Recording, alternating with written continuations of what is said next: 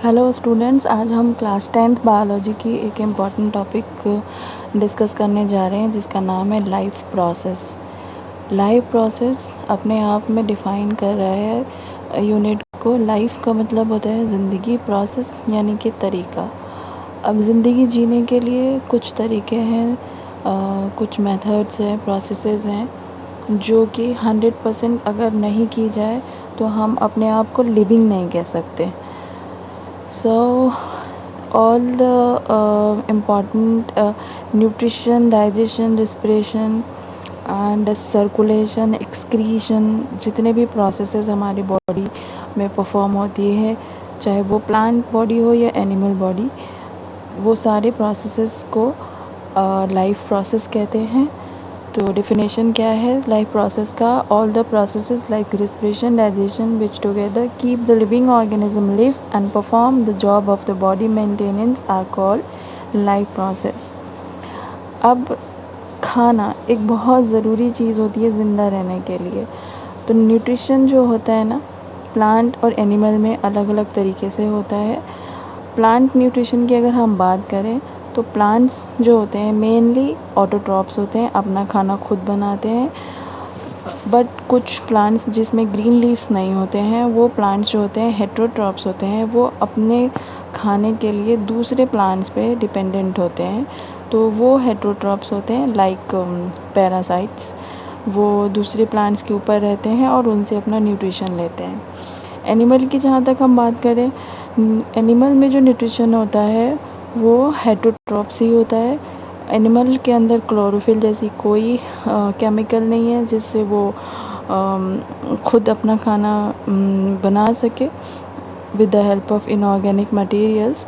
तो हम सारे एनिमल्स जो हैं अलग एनिमल्स पे या प्लांट्स पे डिपेंडेंट होते हैं अपना सोर्स ऑफ फूड के लिए। अब जो टाइप ऑफ न्यूट्रिशन होता है वो दो तरीके का होता है। अभी आपको बताया ऑटोट्रॉपिक या हेटेरोट्रॉपिक। ऑटो मतलब होता है सेल्फ एंड ट्रॉपिक का मतलब होता है नरिशमेंट। तो जितने भी प्लांट्स हैं जो खुद अपना खाना बनाते हैं उनको ऑटोट्रॉप्स कहते हैं, क्योंकि वो खुद को नरिश करते हैं, वो किसी और पे डिपेंडेंट नहीं होते हैं खाने के लिए। It's a kind of nutrition in which inorganic materials like carbon dioxide, water are utilized to prepare organic food by the process of photosynthesis. An example of the autotrophs are all green plants. अब जो ये photosynthesis होता है वो क्या होता है, जितने भी कार्बन डाइऑक्साइड एयर में एनवायरनमेंट में मौजूद है उसको क्या करती है, लीव्स के अंदर एक स्टोमेटा होता है, उस ओपनिंग के थ्रू ये कार्बन डाइऑक्साइड को लेते हैं। क्लोरोफिल जो हमारे क्लोरोप्लास्ट के अंदर मौजूद होता है लीफ में, वो सनलाइट को एब्जॉर्ब करता है। जितने रूट्स हैं प्लांट के, वो वाटर को एक्सट्रैक्ट करके स्टोमेटा के थ्रू लीव्स तक ले जाते हैं। और फिर क्या होता है, फोटोसिंथेसिस का प्रोसेस होता है और उससे क्या बनता है, इनऑर्गेनिक मटेरियल से ऑर्गेनिक मटेरियल बनता है ग्लूकोज C6H12O6। और इसके साथ साथ जो प्लांट होते हैं वो ऑक्सीजन रिलीज़ करते हैं। तो इक्वेशन फॉर फोटोसिंथेसिस आपके सामने है, आप स्क्रीन पे देख सकते हैं। 6 carbon dioxide plus 6 molecule of water gives C6H12O6 plus 6O2। सो जितने भी रॉ मटेरियल्स यूज़ हो रहे हैं फोटोसिंथेसिस में, हमें वन बाय वन आपसे डिस्कस करेंगे। सबसे पहला है सनलाइट। सनलाइट एक इनऑर्गेनिक मटेरियल है जो कि फोटोसिंथेसिस प्रोसेस में यूज़ होता है। दूसरा है क्लोरोफिल। क्लोरोफिल का काम क्या होता है, सनलाइट को अब्जॉर्ब करना। तीसरी है कार्बन डाइऑक्साइड जो कि स्टोमेटा से एंटर होती है और उसी स्टोमेटा से ऑक्सीजन फिर रिलीज़ होती है as a by product of photosynthesis. चौथी चीज़ आपकी क्या है, वाटर प्लस डिज़ोल्व मिनरल्स जो भी in the form of nitrogen, phosphate etcetera soil में प्रेजेंट होती है वो रूट्स के थ्रू ऊपर तक जाती है और फोटोसिंथेसिस का प्रोसेस होता है। अब एग्जैक्ट जो साइट होती है जहाँ पे फोटोसिंथेसिस होता है लीव्स के अंदर, वो हम आपको स्क्रीन पे दिखा रहे हैं, आप अच्छे से समझे। ये एक ट्रांसफर सेक्शन है लीफ का, जो आपको मेन पार्ट्स दिख रही होंगी, मिडिल, उसके बाद साइड वेन्स है, लमाइना है, लीफ ब्लेड है। जब हम ट्रांसफर सेक्शन देखते हैं लीफ की माइक्रोस्कोप के अंदर, तो हमको दिखाई देती है क्या, सम सेल्स कंटेनिंग ग्रीन पिगमेंट्स, जिनको हम क्लोरोप्लास्ट कहते हैं, जिसके अंदर क्लोरोफिल मौजूद होता है। अब इवेंट्स ऑफ फोटोसिंथेसिस हम जानना चाहते हैं कि क्या क्या इवेंट्स होते हैं ड्यूरिंग फोटोसिंथेसिस। सबसे पहले आपको बताया एब्जॉर्प्शन ऑफ लाइट होती है bye chlorophyll, conversion of light energy into chemical energy, plus splitting and breaking of water into hydrogen and oxygen, and third is reduction of carbon dioxide to carbohydrates। अब जिस stomata की बात हम कर रहे थे कि एक ओपनिंग होती है जिसके थ्रू गैसेस एंड वाटर का एक्सचेंज होता है, वो ये है आपके स्क्रीन पे, जो आपकी लेफ्ट हैंड साइड पे दिख रही है ओपन स्टोमेटा, और जो राइट हैंड साइड पे दिख रही है क्लोज स्टोमेटा। सो स्टोमेटा के ओपनिंग को गार्ड सेल्स प्रोटेक्ट करते हैं, और उसी के ऊपर हमारे क्लोरोप्लास्ट रहती है। फंक्शंस ऑफ स्टोमेटा क्या होता है आपको बता दिया पहले भी, exchange of gases and losses large amount of water in the form of vapour, evaporation कहते हैं उसको, ड्यूरिंग ट्रांसपीरेशन प्रोसेस। प्लांट्स जो होती है, प्लांट्स की लीव्स ट्रांसपीरेशन भी करती है, तो वो इसी स्टोमेटा के थ्रू हमारी ट्रांसपीरेशन प्रोसेस भी होती है, जिसमें in the form of vapour सारा वाटर मॉलिक्यूल रिलीज होता है एनवायरनमेंट में। अब हेटरोट्रॉपिक न्यूट्रिशन की हम बात करेंगे। ऑटोट्रॉपिक पूरा डिटेल में डिस्कस किया। हेटरोट्रॉपिक न्यूट्रिशन क्या होता है? It's a kind of nutrition in which organism does not process the ability to synthesize their own food. They depend on autotrophs for their food directly or indirectly। जितने भी animals हैं वो directly या indirectly plants पे depend हैं for food. अब जो heterotrophic nutrition होता है उसके भी अलग अलग मेथड्स हैं, वो हम वन बाई वन आपसे डिस्कस करेंगे। पहला है होलोजोइक न्यूट्रिशन। होलो मतलब कि पूरा का पूरा।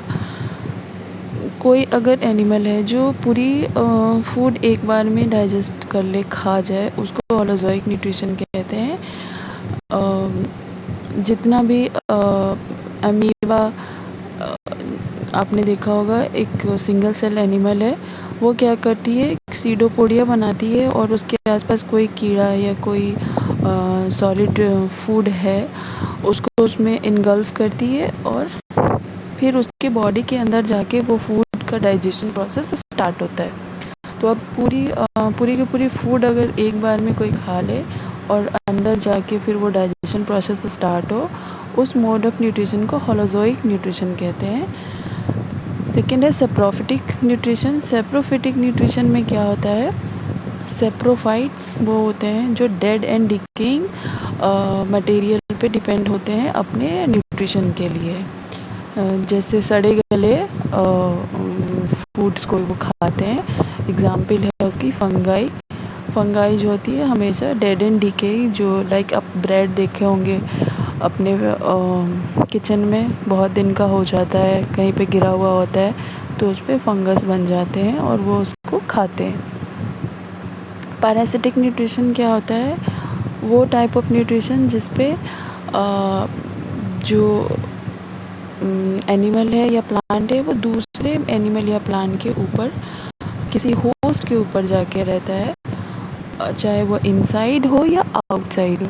हमारे पेट के अंदर भी कुछ पैरासाइट्स चले जाते हैं, वॉर्म्स चले जाते हैं और वो हमारा न्यूट्रिशन खाते हैं। हमारे सर पे लाइसेस होती हैं, वो हमारे खून को चूसती हैं।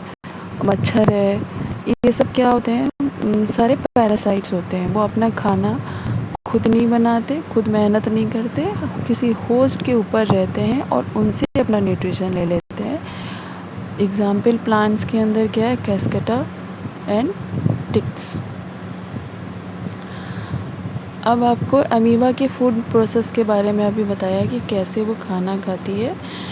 How organism obtain their food. Unicellular single cell amoeba के बारे में अगर हम बात करें तो food is taken up through the entire surface.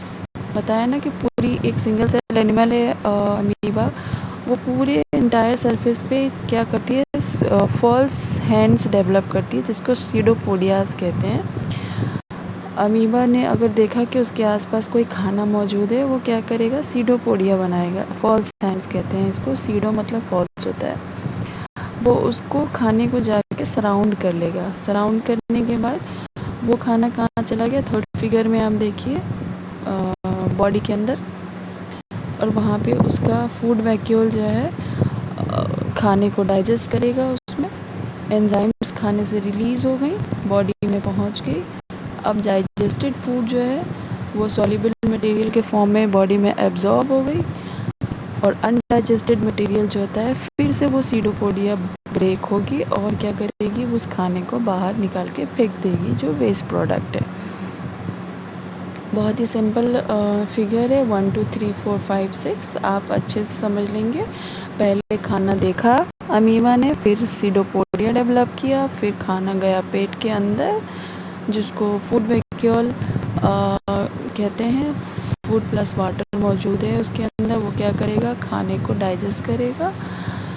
Enzymes from cytoplasm जो है वो सिक्रीट होंगे, खाना डाइजेस्ट होके पूरी बॉडी में एब्जॉर्ब हो जाएगा, जो भी न्यूट्रिशन है एब्जॉर्ब हो गई, and then waste product 6 figure में क्या हुआ, बाहर आ गई बॉडी से।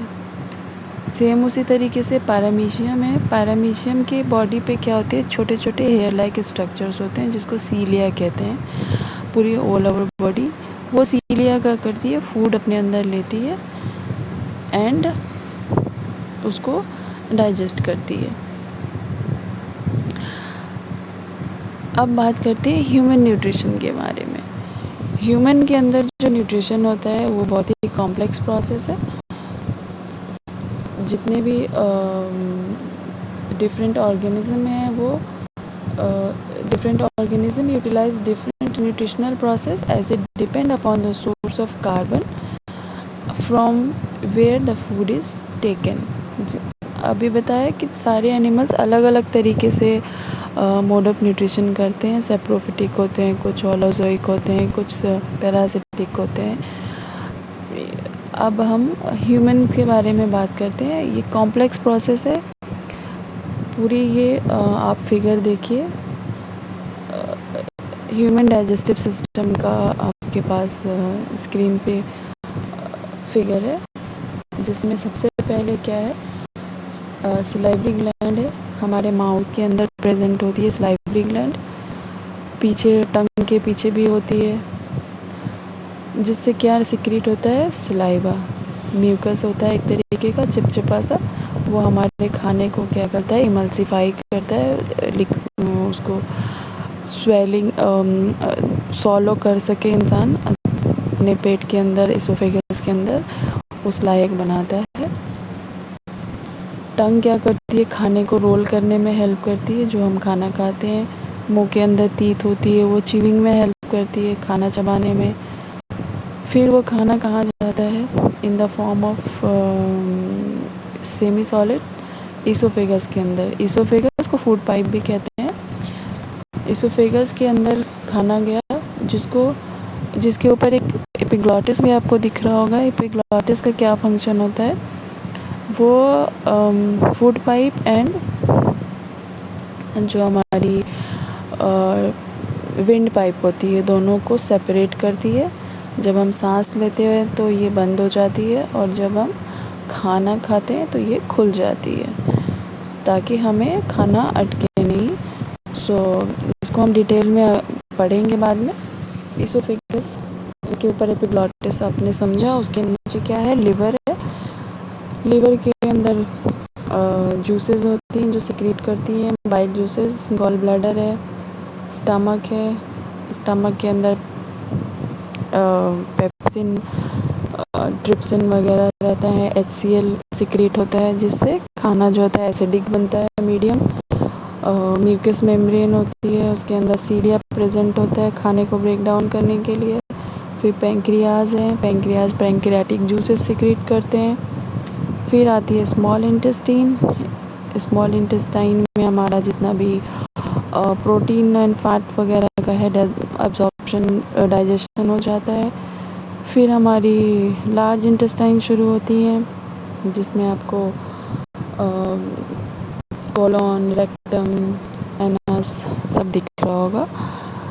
तो एक एक करके हम पढ़ेंगे कि कैसे कैसे न्यूट्रिशन हो रहा है और किस किस पार्ट पे क्या क्या फंक्शन हो रहा है, कौन कौन सी एंजाइम सिक्रीट्स हो रही हैं। So the process of nutrition in human जो होती है मेनली 5 स्टेप्स हैं। पहला है इंजेशन, मतलब खाना खाना, मुंह में लेना। डाइजेशन, खाने को पचाना। फिर है अब्जॉर्प्शन। एब्जॉर्प्शन में क्या होता है, जितना भी हमारा न्यूट्रिएंट्स खाने से मिला हमें, खाना खाने से उसको बॉडी एब्जॉर्ब करेगी। एंड देन एसिमिलेशन, जितना भी हमारा न्यूट्रिशन है बॉडी के अंदर ट्रांसफ़र होगा। एंड देन इजेशन, खाना बॉडी से जो वेस्ट प्रोडक्ट बनेगा, चाहे वो in the form of urine हो, यूरिक एसिड हो, कार्बन डाइऑक्साइड हो, वो सब हमारी बॉडी से बाहर निकलेगा। तो ये क्या है, 5 steps of nutrition in human being. तो एक एक करके अभी आपको बताया मैंने। माउथ का काम क्या है, खाने को अंदर लेना। टीथ का काम है चबाना। टंग का काम है खाने को रोल करना। खाने में क्या स्वाद है, मीठी, तीखी, स्पाइसी, चटपटी, वो आपको बताना। स्वेलिंग में हेल्प करना, जो भी खाना निगलने में स्वेलिंग में हेल्प होती है वो करना। पुश करना खाने को फूड पाइप में, इसोफेगस में। सलेवरी ग्लैंड का काम होता है सलाइवा सिक्रीट करना प्लस म्यूकस सिक्रीट करना, जो कि एक स्टिकी एंड जिलेटिनस मटेरियल होता है जो स्टार्च को किस में कन्वर्ट करते हैं, ग्लूकोज में। फिर है इसोफेगस। इसोफेगस का काम क्या है, taking a food from mouth to stomach by the peristaltic movement. Peristaltic movement कैसा मूवमेंट होता है, हमारी जो इसोफेगस है, फूड पाइप है, वो एक बार कॉन्ट्रैक्ट करती है, देन रिलैक्स करती है, फिर कॉन्ट्रैक्ट करती है, फिर रिलैक्स करती है। कॉन्ट्रैक्शन एंड एक्सपेंशन का ये प्रोसेस शुरू रहता है जब हम खाना निगलते हैं। तो this is the method by which food is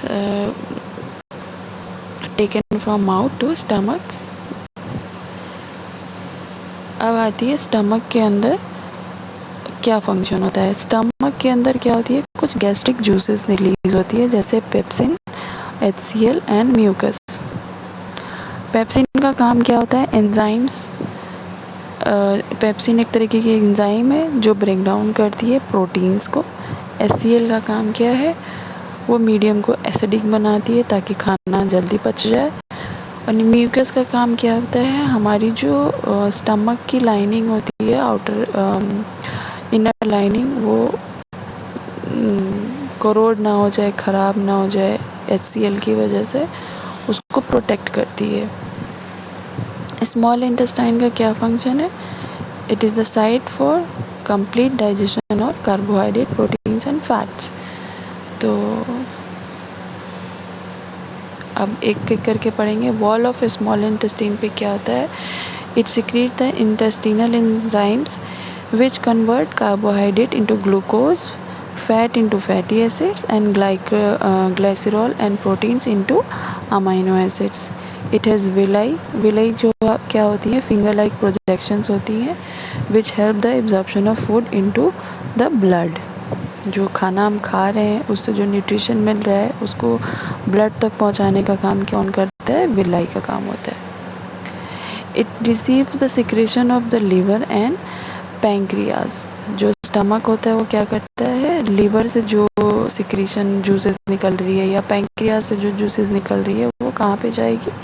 हमारी स्मॉल इंटेस्टाइन में। Food is acidic which is made alkaline by the pancreatic enzyme to act.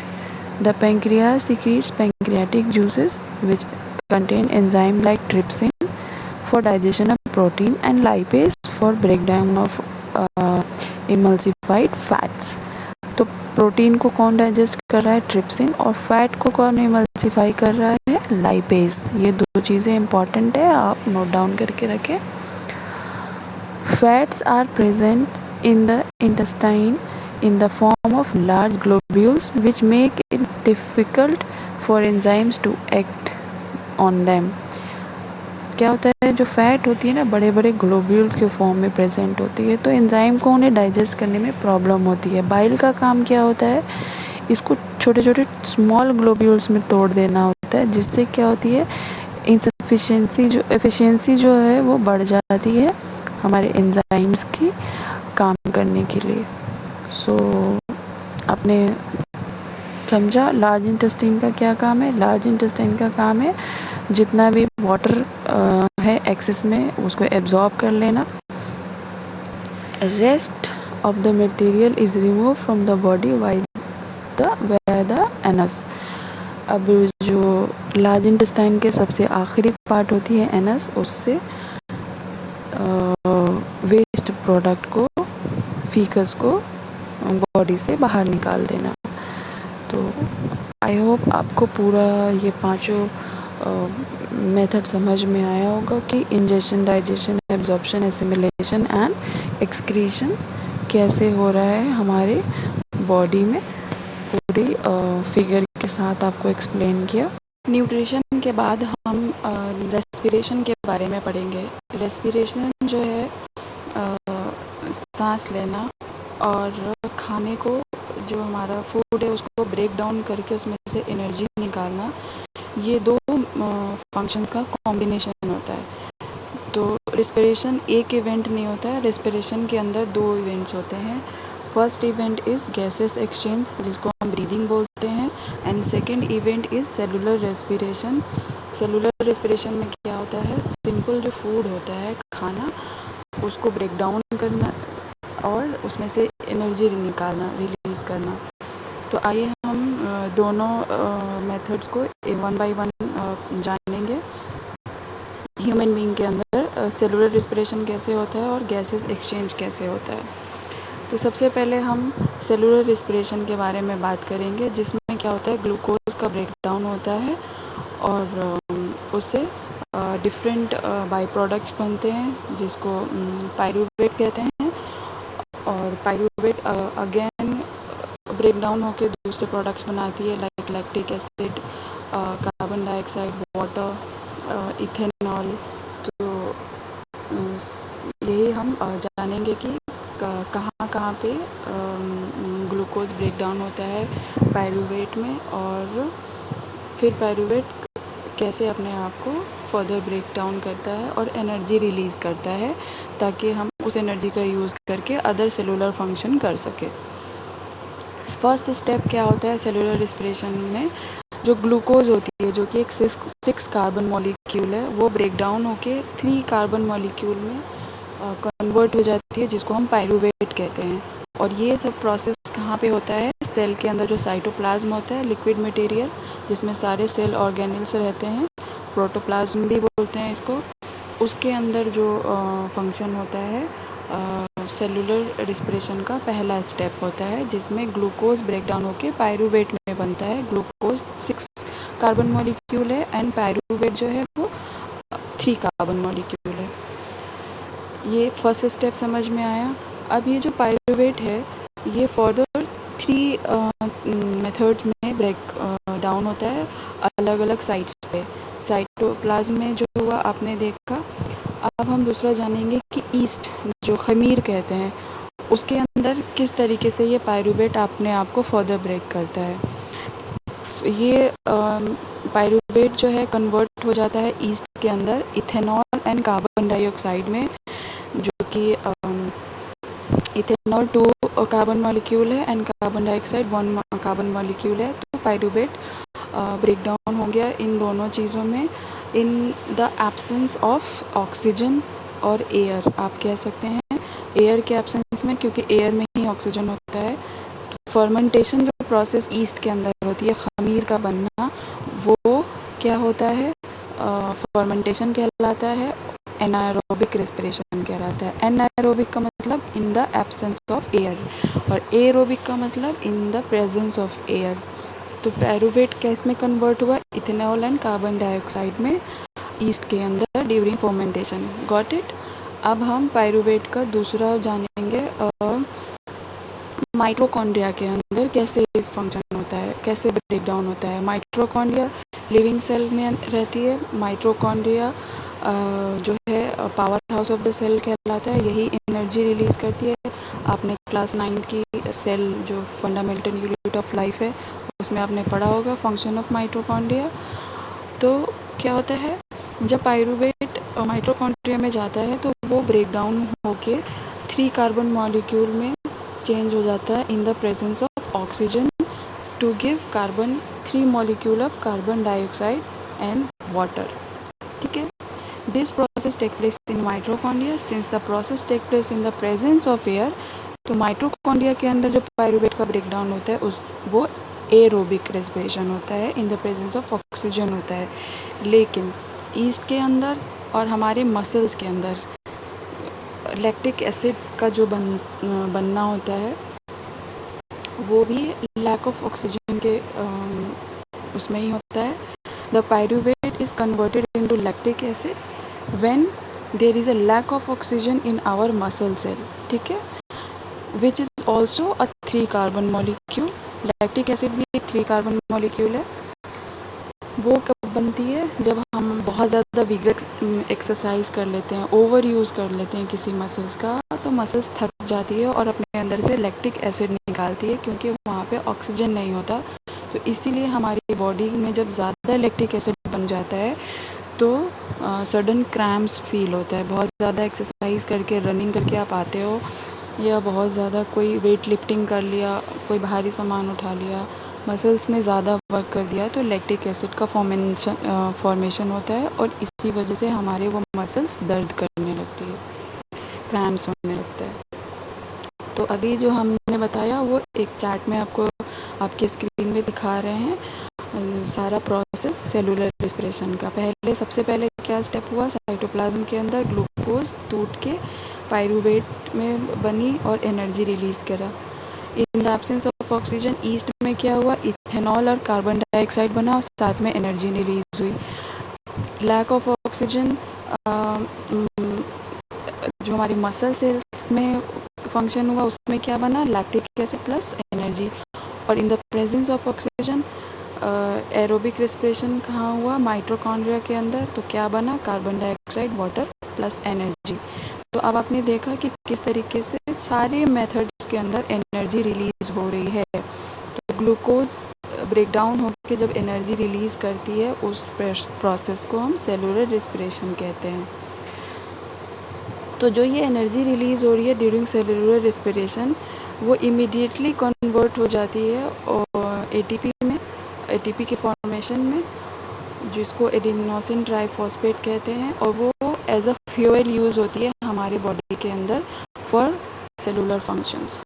तो इसीलिए माइटोकॉन्ड्रिया को हम powerhouse of the cell भी कहते हैं, क्योंकि वो हमारे लिए एनर्जी का फॉर्मेशन करती है in the form of ATP. अब हम आते हैं डिफरेंस समझेंगे एरोबिक एंड एनारोबिक रेस्पिरेशन के। उससे पहले एक पॉइंट है कि जो ब्रीदिंग एक्वेटिक एनिमल होते हैं, पानी में रहने वाले ऑर्गेनिज्म होते हैं, उसमें ब्रीदिंग फास्ट होती है। ऐसा क्यों होता है, क्योंकि पानी में जो डिज़ोल्व ऑक्सीजन होता है in the compare to oxygen in air कम होता है। तो पानी में क्योंकि ऑक्सीजन कम है तो उनको ऑक्सीजन जल्दी लेना होता है, तो इसीलिए अपने गिल्स से वो जल्दी सांस लेते हैं। तो ब्रीदिंग जो एक्वेटिक एनिमल के अंदर होता है वो फास्टर होता है, और टेरेस्ट्रियल एनिमल जो ज़मीन पे रहते हैं, पानी के बाहर रहते हैं, उनका स्लोअर होता है, ठीक है, as compare to the aquatic animal. So the हम डिफरेंस जानेंगे एरोबिक एनारोबिक में। सबसे पहले हमारा एरोबिक है, कैसा होगा, प्रेजेंस ऑफ ऑक्सीजन में होगा वो रिस्पिरेशन, माइटोकॉन्ड्रिया के अंदर होगा, उसका जो एंड प्रोडक्ट बनेगा वो कार्बन डाइऑक्साइड एंड वाटर और एनर्जी बनेगी, और जो एनर्जी बनेगी वो बहुत ज़्यादा अमाउंट में बनेगी। एनारोबिक रेस्पिरेशन में क्या होगा, एब्सेंस ऑफ ऑक्सीजन में वो रेस्पिरेशन होगा, या एब्सेंस ऑफ एयर कह सकते हैं। ये साइटोप्लाज्म के अंदर होता है। इसका एंड प्रोडक्ट जो होता है अल्कोहल और लैक्टिक एसिड होती है, और ये less amount of energy release करती है, ठीक है। अब हम ह्यूमन रेस्पिरेटरी सिस्टम के बारे में पढ़ेंगे, मेनली ब्रीदिंग कैसे होती है वो जानने के लिए, ठीक है। ब्रीदिंग सांस जो हम लेते हैं, बाहर ऑक्सीजन जो अंदर लेना और कार्बन डाइऑक्साइड बाहर निकालना, ये टोटल जो प्रोसेस है वो कौन कौन से ऑर्गन्स इन्वॉल्व हो रहे हैं वो हम जानेंगे। सबसे पहले आपके स्क्रीन पे जो फिगर दिया हुआ है, नेज़ल कैविटी, नेज़ल पैसेज है, जो नॉस्ट्रिल होती है, हमारे नाक की जो 2 छेद होती हैं, नॉस्ट्रिल कहते हैं। तो सबसे पहले तो वहाँ से हमने ऑक्सीजन अंदर लिया, देन वो नेज़ल कैविटी में जाएगी या नेज़ल पैसेज में, जिसके अंदर वो हेयर्स मौजूद होते हैं जो डस्ट पार्टिकल को फ़िल्टर करते हैं। अंदर म्यूकस होता है जो एयर को मॉइस्चराइज एंड वार्म करता है। और फिर वो एयर कहाँ जाती है, हमारे फेरिंग्स के अंदर। फेरिंग्स जो है फर्दर डिवाइड होती है wind pipe and food pipe में। तो फेरिंग से ऑक्सीजन कहाँ जाएगा, लेरिंग्स में, और लेरिंग्स जो है वो फर्दर जिसको वॉइस बॉक्स भी कहते हैं, वो फर्दर रिंग्स ऑफ कार्टिलेज में जाएगा। वे जो हमारी विंड पाइप होती है उसके अंदर कार्टिलेज के रिंग्स रहते हैं, वो इसलिए रहते हैं ताकि हमारा विंड पाइप जो है कोलैप्स ना कर जाए जब हम सांस लेते हैं या सांस छोड़ते हैं। उसके अलावा फर्दर डिवाइड होता है ये bronchi, bronchioles and alveolar sac में। ब्रोंकाई क्या होती है, जब विंड पाइप लंग्स तक पहुंचता है तो स्टार्टिंग में ब्रोंकाई होती है, समझ लीजिए छोटे छोटे ब्रांच होते हैं, वो ब्रांच फर्दर डिवाइड होते हैं उससे भी स्मॉलर पाइप्स में, वो ब्रोंक्यूल्स बनाते हैं। एंड ब्रोंक्यूल्स लंग्स में जैसे और अंदर की तरफ आते हैं तो और पतले हो जाते हैं, तो वो एल्वुलाई जो एंड में छोटे छोटे सैक लाइक स्ट्रक्चर बन जाता है जिसको एल्वुलाई कहते हैं या एल्वुलर सैक कहते हैं। पूरी दोनों लेफ्ट एंड राइट लंग जो है वो रिब केज के अंदर रहती है। तो रिब्स भी दिख रही हैं आपको, लंग्स भी दिख रही हैं। माइक्रोस्कोपिक व्यू, जूम व्यू भी दिया हुआ है जो हमारा ब्रोंक्यूल्स एंड एल्वुलाई का है, आप देख सकते हैं लेफ़्ट साइड में। तो फर्दर मैं आपको डिफ़ाइन कर रही हूँ। सबसे पहले नॉस्ट्रिल में एयर गया, एयर नॉस्ट्रिल से नेज़ल पैसेज में गया जहाँ पे एयर फ्लो नोज़ तक गई। नेज़ल कैविटी क्या होती है, it is a line with hairs and mucus membrane जो कि हमारे एयर को वार्म करेगी, मॉइस्चराइज़ करेगी, फ़िल्टर करेगी और हमारे लंग्स तक लेके जाएगी, ठीक है। फेरिंग्स क्या करेगा, जो फेरिंग्स के अंदर होता है रिंग्स ऑफ कार्टिलेज होता है, वो इंश्योर करता है कि हमारा एयर पैसेज कोलैप्स ना हो। लेरिंग्स जिसको वोकल कॉर्ड भी कहते हैं, वो हमारे पिच को मैनिपुलेट करता है, वॉल्यूम को मैनिपुलेट करता है, ज़्यादा ज़ोर से चिल्लाना है, कम चिल्लाना है, धीरे बोलना है, ज़ोर से बोलना है, वो सारी पिच यही कंट्रोल करता है, जो कि एक एसेंशियल फिनोमेना है हमारे ह्यूमन बीइंग के लिए या एनिमल्स के लिए। It is also known as the voice box. Trachea का काम क्या है, trachea pharynx split into trachea and esophagus. आपको बताया कि वो फेरिंग्स जो है स्प्लिट हो जाती है ट्रेकिया और ईसोफेगस में। ईसोफेगस फूड पाइप को कहते हैं, It connects the larynx or the voice box to the bronchi of the lungs. It provides the airflow to and fro. Lungs से अंदर ले जाना, लंग्स में एयर को, ऑक्सीजन को अंदर ले जाना और वहाँ से कार्बन डाइऑक्साइड को बाहर निकालना। टू एंड फ्रो मोशन कहाँ पे होता है? हमारा ट्रैकिया से। अब ब्रोंकाई की बात करते हैं। इसको हम मेन पैसेज भी कह सकते हैं। इनटू द लंग में यहीं से एंट्री होती है। They are the extension of the wind pipe, subtle air to and from the lungs. The oxygen goes to the lungs and the carbon dioxide leave the lungs through them. ठीक है। अब bronchioles का काम क्या है? Bronchioles get smaller when they reach closer to the lung tissue and are called bronchiole. They are the passage by which the air passes through the nose or the mouth to the alveoli. मैंने आपको सब पहले ही बता दिया है। Alveoli का काम क्या है? They are the smaller tube which finally terminate in balloon like structure which are called alveoli. They allow the oxygen and carbon dioxide to move between the lungs and the blood stream. तो final exchange of जो gases होता है वो कहाँ पे होता है? Alveoli पे ही होता है. एल्विलाई से गैसेस कहाँ जाती है? ब्लड कैपिलरीज में. फिर ब्लड कैपिलरीज से गैसेस कहाँ पे आती हैं? एल्विलाई में. तो जो मेन एक्सचेंज ऑफ गैसेस होता है वो between alveoli and blood capillaries होती है. So blood capillaries are the site of transfer of oxygen and other nutrients from the blood stream to the tissue in the body. They are called they collect carbon dioxide and waste material and return it to the veins. तो breathing में mainly 2 steps होती हैं. पहला inhalation, सांस अंदर लेना. दूसरा exhalation, सांस बाहर छोड़ना. ठीक है। तो जब अंदर हम सांस लेते हैं तो उसमें क्या होता है? हमारी जो चेस्ट कैविटी है, उसको आप इमेजिन करो. आप सांस अंदर लो. जब आप सांस अंदर लेते हो ना तो आपकी जो चेस्ट कैविटी होती है वो फूलती है. तो रिब्स जो होती है लिफ्ट अप हो जाती हैं. ठीक है। हमारे थोरैसिक कैविटी या चेस्ट कैविटी जिसे हम कहते हैं वो फूल जाती है, एक्सपैंड हो जाती है. नीचे एक मसल होती है डायफ्रैगम जिसमें कहते हैं. डायफ्रैगम क्या होता है? फ्लैट हो जाता है और हमारे चेस्ट के अंदर एयर फिल हो जाती है. तो हमारी जो लंग्स होती है वो फूल जाती हैं. ठीक है। क्योंकि उसके अंदर क्या हो गया? अब एयर इंक्रीज हो गया. एक्सहेलेशन में क्या होगा? सांस अंदर छोड़, जो आपने सांस अंदर लिया था अब उसे बाहर छोड़िए. जैसे ही आप सांस बाहर छोड़ेंगे आप देखेंगे कि आपकी जो थोरैसिक कैविटी है वो कॉन्ट्रैक्ट कर गई, नीचे की तरफ चली जाएगी. रिब्स भी नीचे की तरफ चले जाएंगे. आपकी जो डायफ्रैगम मसल है वो क्या हो जाएगी? कॉन्ट्रैक्ट कर जाएगी अपवर्ड और वो एक डोम शेप ले लेगी. ठीक है। और हमारे लंग्स के अंदर वॉल्यूम क्या हो जाएगा? कम हो जाएगा. ये आप दोनों फिगर देख सकते हैं अपने स्क्रीन पे. लेफ़्ट साइड में क्या हो रहा है?